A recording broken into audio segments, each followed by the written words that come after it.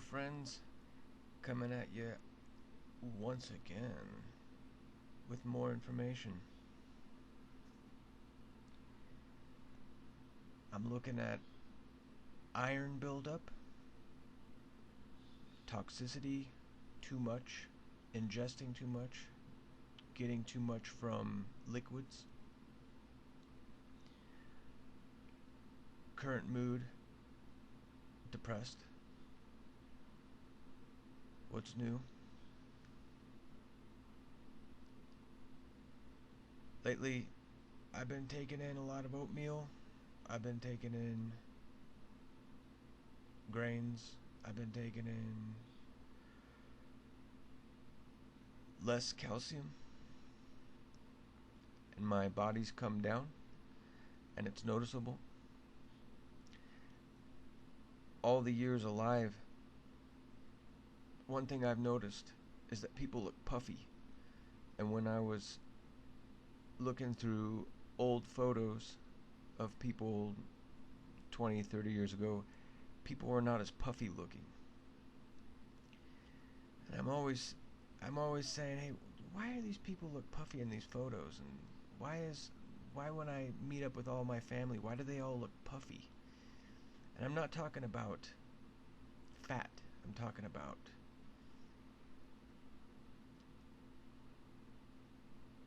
about a difference between if you're to hang out with a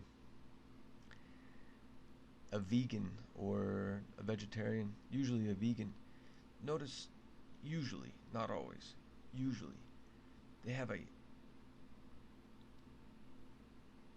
underneath their skin, they have more, or they have less puffiness of their skin. They have less puffiness of their body.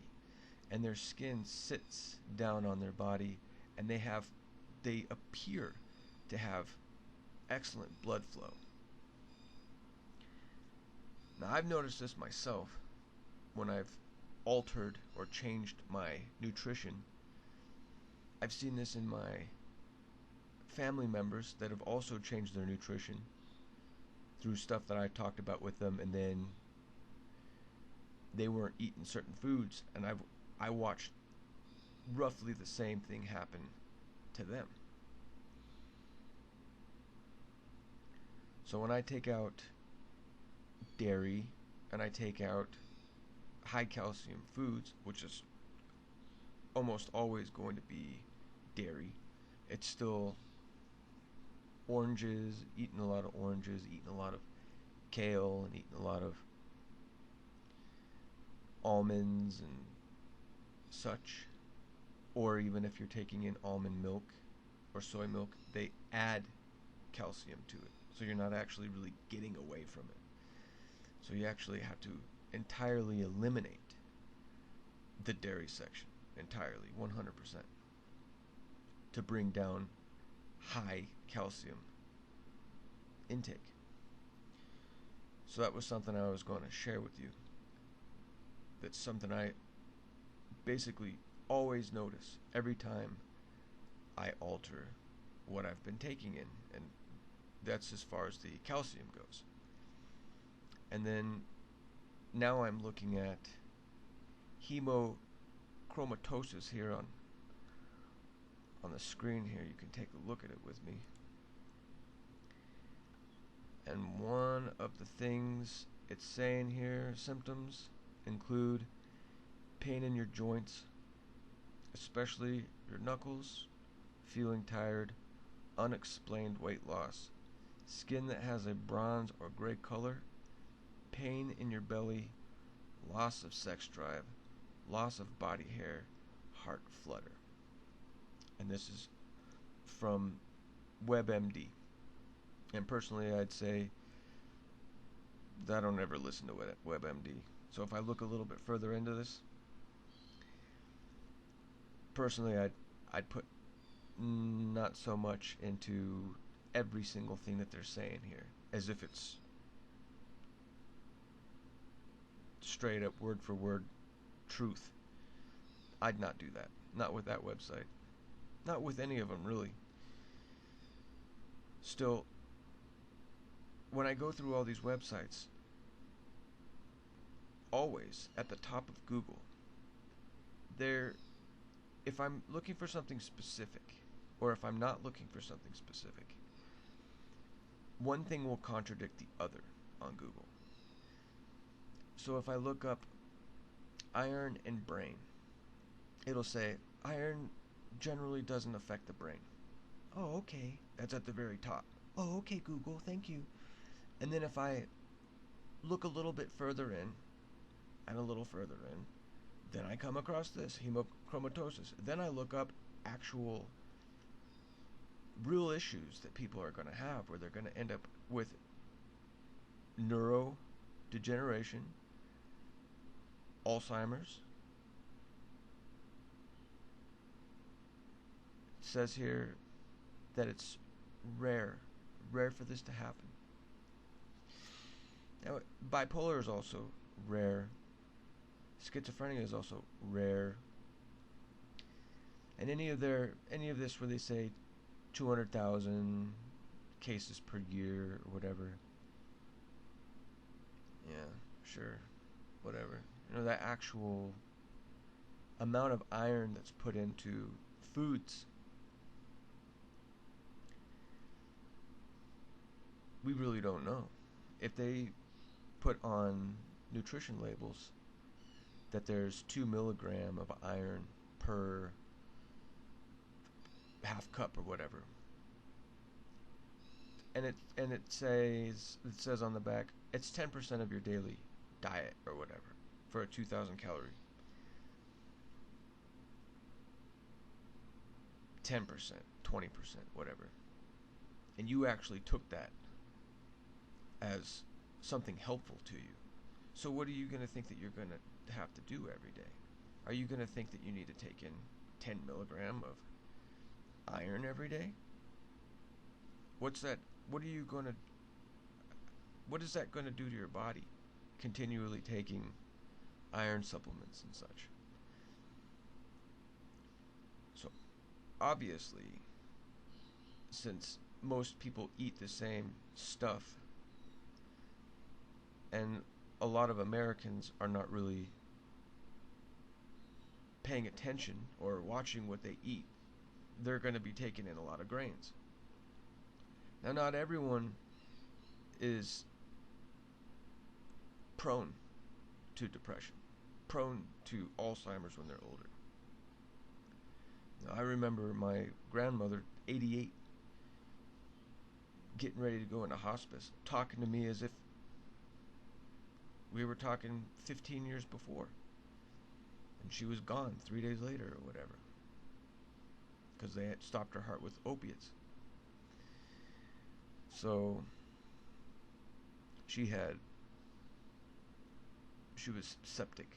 She had bacteria was taking over her body. So that's what took her life at the very end.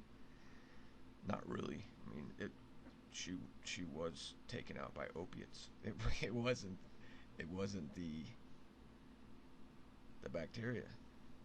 I mean, if you have enough guts to look at the truth, then when you go into hospice, that's basically what they do. Is they stop your heart. You know, they decide, okay, you're done, you're out of here. So anyways, with this iron situation, there's a lot of different ways that you can take in too much iron. So nuts and peanuts and coffee has iron in it. Breakfast cereals has added iron in it. Who knows how much iron is in the agriculture, corporate crops, through your Kroger, through your Walmart, through wherever they get it from Mexico. We don't know how much iron is in the soil. We don't know how much iron is inside of who knows what they put on the plants, or what kind of altered iron or zincs or any of that kind of stuff that they use for pesticides or whatever, because I do know that a lot of those things that they put on do contain altered metals. And then this is something that your plants are going to absorb, and then this is something that you're going to eat. So if this is something that's altered, and if there's any difference between a organic thing of lettuce on your hamburger or not, from Burger King or whatever it is that you're going to put in your hole, how much and how different, how are you really going to know? Are you going to take out your lab kit in your car through the drive-thru and take out your lab kit and say, oh, this has got 8 times more iron in it than this lettuce over here at the store or whatever? How are you going to know that? How are you going to know how much iron is inside your coffee that you drink every morning? Or, what's the difference between the iron in enriched oatmeal in comparison to Bob's Mill rolled regular oats, steel cut oats, or whatever? Is it more? Is it less? Are you really going to know? How much iron are they adding to more processed oatmeal type foods? Are you going to really know if you get a fruits and cream Quaker's oatmeal? What are they putting in that? Because there's powders that they put inside that. Do you know how much metals are inside of that? So what I'm saying is, we people that get depressed and notice that the depression will come and go, and that mood swings will come and go, and no one really knows why.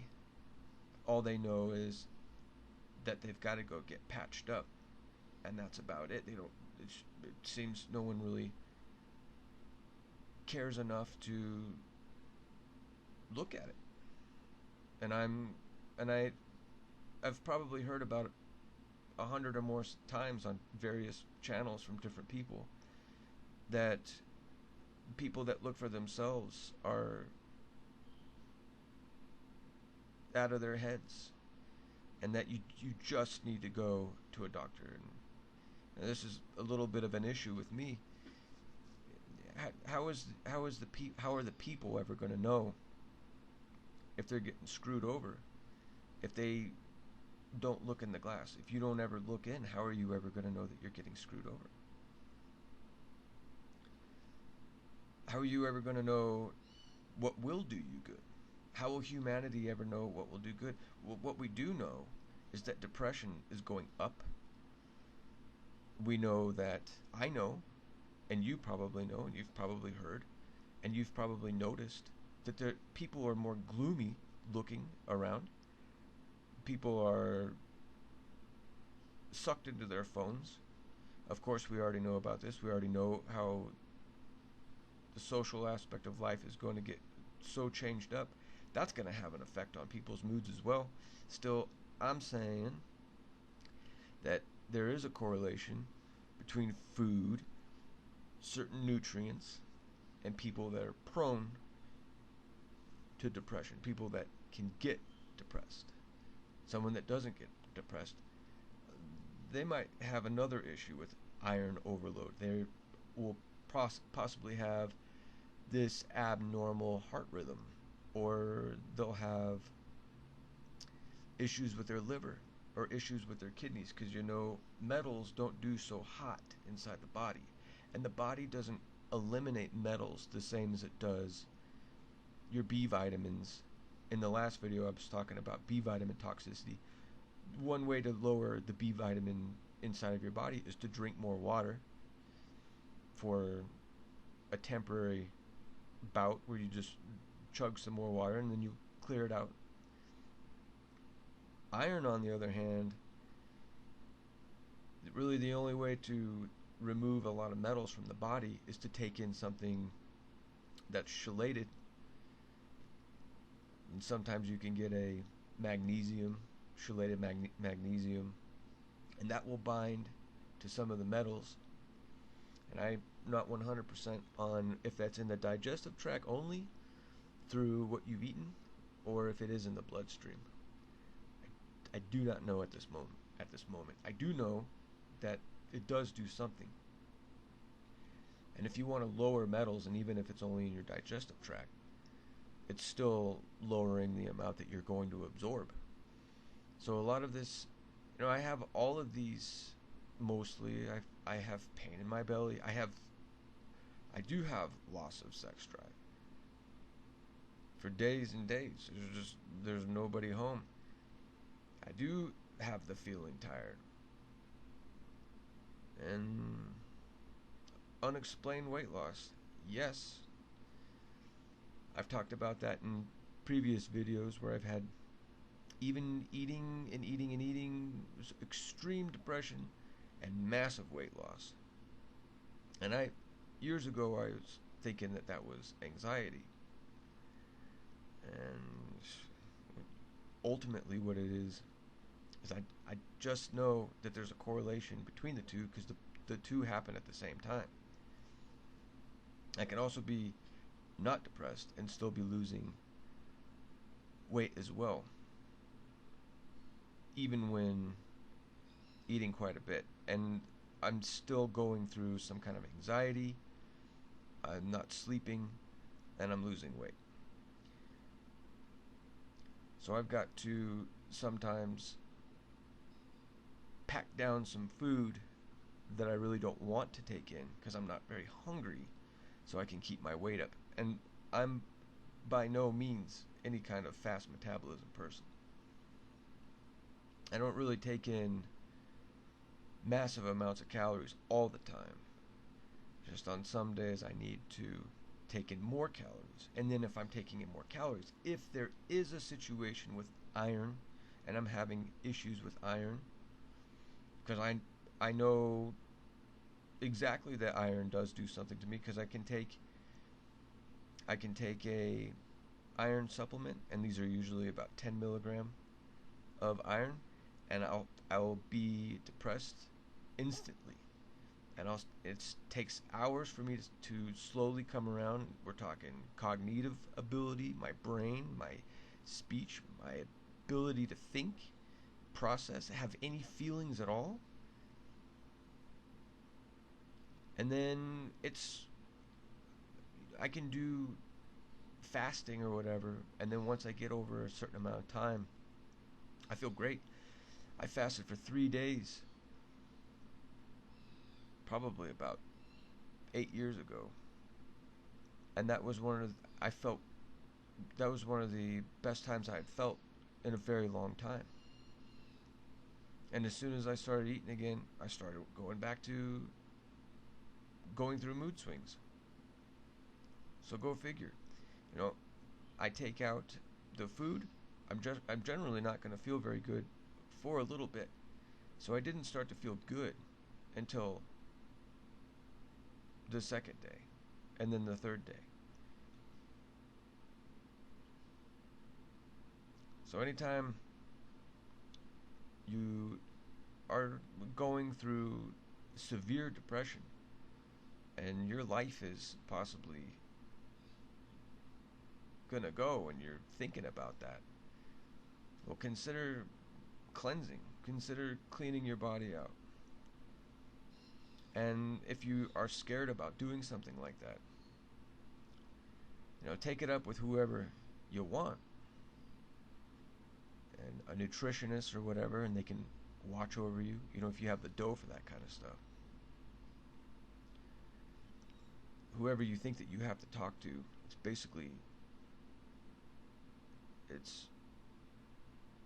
one thing that people have down right now is overconsumption of basically everything in life. Humans have plenty of everything right now, and it's too interesting that that's happens to be at the same time that everyone's getting depressed.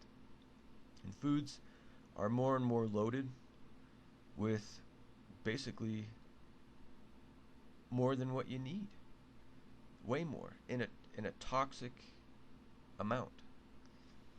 So anyone that's ever drinking milk every day, they're taking way more vitamin D. They're taking in a vitamin D that's man-made vitamin D. They're taking in calcium, sometimes is added to the milk. Sometimes there's calcium added to orange juice. And this is a nastier calcium. Carbonate or whatever. And it's not the same as calcium that's in the actual cow's milk. And then also on top of that, then you also have the calcium from the cow's milk. And who knows what kind of hormones they put into the cows to raise that up even more without even having to add a gram of calcium to any kind of milk. It's a lot of ways where they can say, oh, we don't add anything to it. Yeah, well, you don't know what they're feeding the animals. You don't know what kind of progesterones they're putting into the milking cows. You just don't know. You don't know how much either. And just because it says on a label that they don't use it, you actually think that they're going to tell you the truth? You think that they're going to actually tell you the truth? So I constantly, part of my anxiety is I'm always going over everything all the time. And if I didn't have brain issues or didn't go through mood swings or any of that kind of stuff, I don't think that I would care about any of this stuff. It's 'cause I go through this stuff that I'm not doing too good. And 'cause I'm not doing too good, I need some kind of relief, because it gets down to the point where days and days go by and I'm saying to myself, man, I'm not coming around here. So I gotta look at a bunch of stuff, and I gotta move this out, I gotta bring this in, I gotta take this out, so that way I can keep my body from going too far into shit town. I gotta bring myself back all the time. And it really does it. It leads back to the same things over and over again.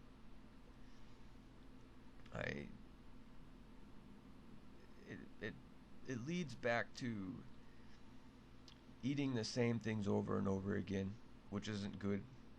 It's not good for you. And then having a whole buffet in front of your face, that's not good either. So you have to put in quite a bit of thinking to map out what you're going to be eating for the day, how much you're going to eat, why am I going to eat this, why am I going to eat that. If you're not doing that, if I'm not doing that, then what are you going to do? You're just going to grab some Totino's little pizza things and sit there and feed yourself that stuff? And I actually make the food, and I mean, that right there is a bitch and a half in itself. And I understand why it's simple just to grab those Totinos. It's simple, and it's gonna build up in your body. And it's not that I'm free and clear of having buildup from nasty shit from eating some of your plain stuff. I just get into eating the same thing over and over again, and then I get sick because I'm not switching it up enough. And I think that's also a part of the depression as well. Autopilot. You're just putting yourself on autopilot. I really do not care, and I'll eat rice, and I'll eat meat, and I'll eat rice, and I'll have it so basic that I don't even really feel like a human being anymore. I feel like I'm just keeping this flesh going, and that's depression. That kind of thinking is depression. So anyways, maybe this thought or situation about iron overload, not necessarily saying that hemochromatosis is what's going on, So there's a degree always that if someone was to say, yeah, you have hemochromatosis, okay? Oh, okay. Well, what do you have to do about it? Well, you need to lower your iron intake, and here's some medication that will bind to iron or whatever. Oh, okay. All right. Yeah, great. Well, all right. Let's say that you do have iron overload, and you're not getting checked out. Nothing's going on. It's just another thing in life that's going against your freaking body. Just the same as eating too much sugar, eating too many carbs, eating too much fat. Humans are not going. They're not thinking, okay, am I eating too much iron? Am I eating too much metals? Am I taking in too much coffee which has quite a bit of iron? Am I eating too much chocolate, which has a massive amount of iron in it? Not that you eat a ton of chocolate. Still, if you eat a whole bag of Butterfingers or something like that, you just took in quite a bit of iron in itself just from some candy. There's iron in a lot of processed meats, so you're going to be, if you eat sausages and all that kind of stuff, again, another processed thing where you don't know what the hell's in that. And you could have just by eating some sausages, you just might have taken in a huge amount of iron and feeling very shitty. And so there's a contradiction where everything is always, you're not getting enough of it. So everyone's always going to say, oh, I'm not getting enough of that, because that really complements their lives of overfeeding and being heavy on the fat side. And then they can say, oh, I'm not getting enough of iron, so I'm going to take in iron. Because I need iron because I'm kind of tired and I feel anemic. Yeah, well, that kind of contradicts this, because right here, as I'm looking here, it says feeling tired, and that's from getting too much of it. That's from actually being poisoned by it. So you could get mixed signals inside of your brain as to what you're supposed to do. So I don't know about you, taking in more of something is probably going to be worse than taking in less, because taking in less, your body will regulate. So if you're taking in less sodium or whatever, or potassiums, your body's going to adjust to that. Your body's going to, if you're taking in less calcium, your body's going to adjust to that. How does the body adjust to taking in too many metals? The body has a rough time with taking in too much of anything, really. The body can get bogged down, and then you're going to have other issues. So that's it for today.